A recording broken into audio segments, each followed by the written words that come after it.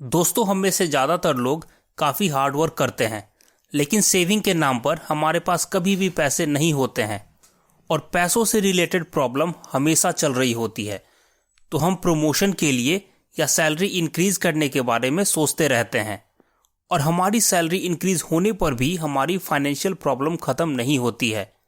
वहीं दूसरी ओर रिच और सक्सेसफुल लोग होते हैं, वो ज़्यादा से ज़्यादा पैसे खर्च करते हैं, जैसे ट्रिप के लिए फॉरेन जाते हैं, महंगी से महंगी कार लेते हैं, बंगलो बाय करते हैं, लेकिन फिर भी उनकी वेल्थ कम होने की जगह बढ़ती जाती है।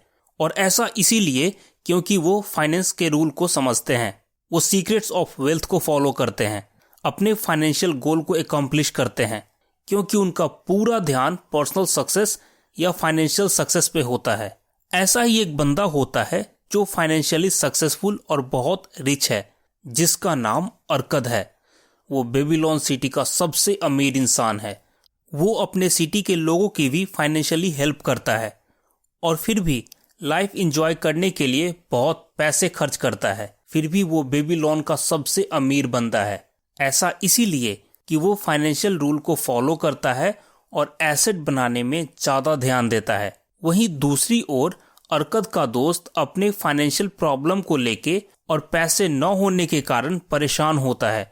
वो जानता है कि अर्कद अब रिच इंसान है, इसीलिए वो उससे मिलने का प्लान बनाता है। वो अर्कद से मिलता है और बोलता है कि यार, ऐसा नहीं है कि मुझे पैसे की इम्पोर्टेंस नहीं पता और ऐसा भी नहीं है कि मैं मेहनत नहीं करता हूँ, लेकिन फिर भी मैं आज भी गरीब हूँ और मुझे अपने फैमिली और बच्चों के भविष्य की काफ़ी चिंता होती है। तो वो अर्कद से बोलता है कि वो उसकी हेल्प करे और उसको अमीर बनने में मदद करे। अर्कद हेल्प करने के लिए मान जाता है और अपने दोस्त को 6 फाइनेंशियल रूल के बारे में बताता है, जिसमें से पहला है पे टू योरसेल्फ। आपको अपनी सैलरी में से 10% खुद को पे करना चाहिए। जैसे हम ईमानदारी से रेंट देते हैं, बिल पे करते हैं, वैसे ही आपको खुद को भी अपनी सैलरी का 10% देना चाहिए। यानी अगर आपकी सैलरी 20,000 है तो 2,000 आपको खुद के पास रखना चाहिए। ये पैसे आपको बुरे वक्त में काम देगा। सारी सैलरी खर्च करना कोई समझदारी नहीं है।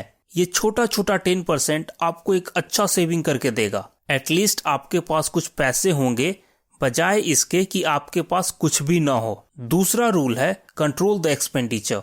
नॉर्मली आपके सैलरी के सारे पैसे इसीलिए खर्च हो जाते हैं क्योंकि आप कंट्रोल वे में खर्च नहीं करते हैं, न ही आप अपने खर्चों का कोई लिस्ट बनाते हैं।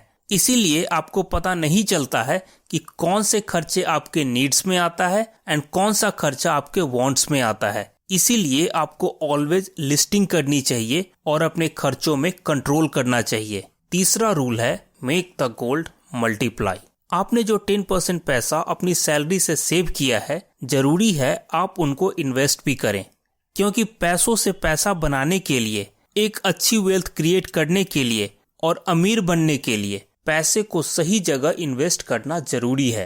क्योंकि सिर्फ 10% की सेविंग से कोई लाखों की वेल्थ नहीं बना सकता। चौथा रूल है guard the treasure from loss. Arkad ने यह भी बताया कि जितना जरूरी है आप पैसा इन्वेस्ट करें अच्छे वेल्थ के लिए, उतना जरूरी ये भी है कि आप अपने पैसों पे नजर रखें ताकि आपको कोई बड़ा नुकसान न हो। ऐसा कई बार होता है कि लोग ज्यादा वेल्थ या इंटरेस्ट अर्न करने के चक्कर में हाई रिस्क एसेट में पैसे लगा देते हैं और उनको भारी लॉस उठाना पड़ता है। आप इतना रिस्क न लें, अपने इन्वेस्ट किए हुए पैसे को गार्ड करें, पैसे को सही जगह इन्वेस्ट करें और सही समय पे वेल्थ कमाकर निकल जाना ही समझदारी है। 5वें रूल में अर्कद ने बताया है to ensure future income.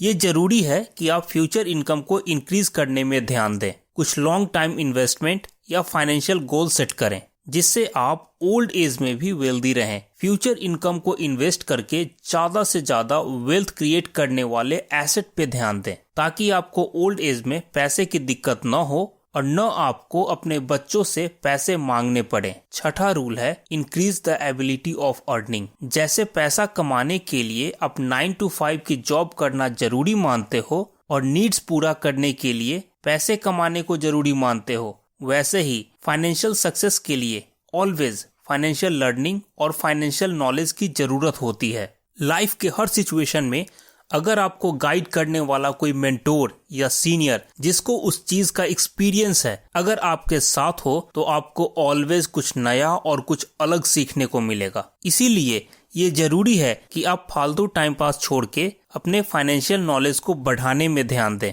Financial book read करें, फाइनेंशियल रूल्स समझें और उसको लाइफ में अप्लाई करें। जैसे अर्कद ने ये सारे रूल्स एक बहुत ही नॉलेजेबल पर्सन जिनका नाम अलगानिश था उनसे हासिल किया था, और ये सब फाइनेंशियल रूल फॉलो करने के बाद ही अर्कद ने इतनी वेल्थ कमाई है। काफी साल बाद जब अर्कद बूढ़े हो गए और उन्होंने तय किया कि वो अपना पूरा जायदाद अपने बेटे को देंगे, लेकिन वो ऐसे ही अपनी जायदाद अपने बेटे को नहीं देना चाहते थे, तो उन्होंने अपने बेटे नुमाशेर को कुछ सोना दिया और एक लेटर दिया और उसको इस्तेमाल करके एक अच्छा वेल्थ कमाने को बोला। नुमाशेर निकल पड़ता है और जैसे ही दूसरे शहर पहुंचता है वहां उसको दो बंदे मिलते हैं। वो उसको बोलते हैं कि उनके पास बहुत बड़ी जमीन है और वो उसको किसी अच्छे इंसान को बेचना चाहते हैं। नुमाशेर बिजनेस करने के विचार से उस बड़ी जमीन को खरीदने के लिए काफी पैसे दे देता है। दोनों पैसे लेके नुमाशेर को बंजर जमीन बेच के चले जाते हैं। जब नुमाशेर को पता चलता है